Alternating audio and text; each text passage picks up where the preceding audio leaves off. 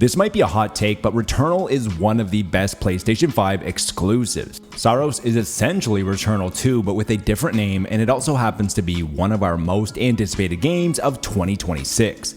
But before we get to Saros, let's quickly talk about the reason that we got here. Before jumping into the video, I just want to take a quick second to say thank you. I understand that life is busy and that time is valuable. I appreciate you being here, and I hope that you enjoy the rest of the video.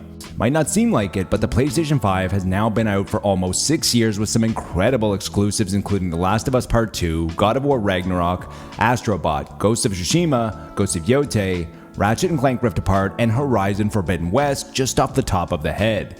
And these are all great games, but most of these releases also have the added benefit of being part of an existing IP. What most people see in Returnal is a roguelike that makes you do the same thing over and over, which it is. But the gameplay of Returnal is deeply connected to the narrative, as it's an allegory for someone dealing with a traumatic loss in their life, which is something that you would live over and over again in your head infinitely, similar to a roguelike. Celine's entire journey of Returnal is about working through this experience, with the first boss being Frike, who in Greek mythology was the god of horror and fear, all the way to other bosses like Ixion and Algos, who are the gods of loss and punishment. When you combine the gameplay with the layered meanings, it becomes clear that Returnal is a much more powerful experience than it appears on the surface, and is also much more than your average roguelike. This brings us back to Saros, which is Returnal 2 in all but name. PlayStation and Housemarque want to give Saros the best chance at success, and tying it to Returnal just wouldn't do that. To begin with, anytime you launch a sequel, there is the immediate question of whether you need to play the first, which instantly segments your market potential. Furthermore, Returnal didn't sell well in the big picture. Sales numbers for Returnal are hard to find, which is understandable because the estimates range somewhere between slightly over 1 million to slightly under 2, with PC and PlayStation 5 numbers combined. Finally, upon the release of Returnal, there were a lot of people who were frustrated with the lack of ability to save during your run, which eventually could get into the hours, as well as this likely being many players' first taste of a roguelike. When you combine all of these reasons, Housemarque and Sony made the right choice, but make no mistake, Saros is Returnal 2. In Saros, you play as a Soltari enforcer, Arjun, who finds himself trapped on the hostile, shape-shifting planet of Carcosa. What Arjun finds on Carcosa is the remnants of an ancient civilization that is fueled by the eclipse. What's evident when watching Saros gameplay is that it's undeniably and unquestionably a product of Housemarque that features all the staples with the third-person action and the fast-paced movement that the studio is known for. Housemarque has said that Saros will be an evolution of the gameplay-first approach that the studio takes. After decades, Housemarque has earned the trust in the gameplay department with titles like Resogun, Super Stardust HD, Dead Nation, and Returnal. The biggest question mark is, can they repeat in the narrative department like they did with Returnal and craft an emotionally gripping storyline?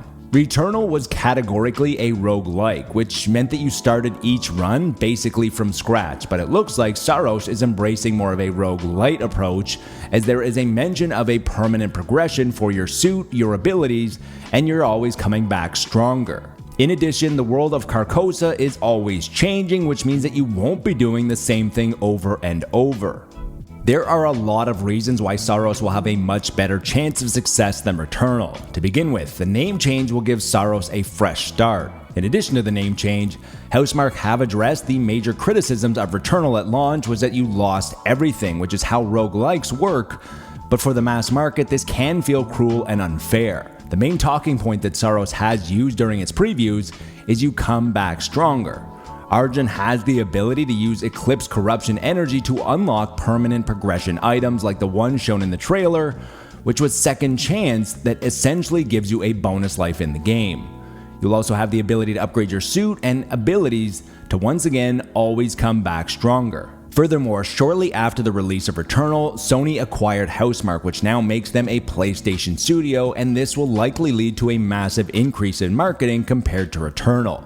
Finally, there will be a massive increase in potential market for Saros. Just weeks before the release of Returnal, Sony reported that PlayStation 5 sales were 7.8 million, and considering this, Returnal actually did sell quite well. However, the most recent fiscal report from Sony for Q2 2025 was that PlayStation 5 sales had now reached 80.3 million. The other thing of note is that in the press release for Saros, it mentioned that Housemarque was working closely with Nixxes, who have been known for handling PC ports of PlayStation exclusive titles like Horizon Forbidden West, Spider-Man 2, and The Last of Us Part 2. This means that Saros will be coming to PC at some point, and it wouldn't be shocking if it released on day one, similar to how Helldivers did in 2024. This brings us back to the original question. What is Saros? Saros is a lot of things. It's arguably the sequel to Returnal, it sounds like a roguelite, and it definitely seems like Saros is the next certified PlayStation hit. Once again, thanks for watching. If you enjoyed, subscribe. If you want to help, leave a comment or a like, as that will help with the algorithm the most. That's it for this video, and until next time, be good to your fellow gamer, but more importantly, be better to your fellow human.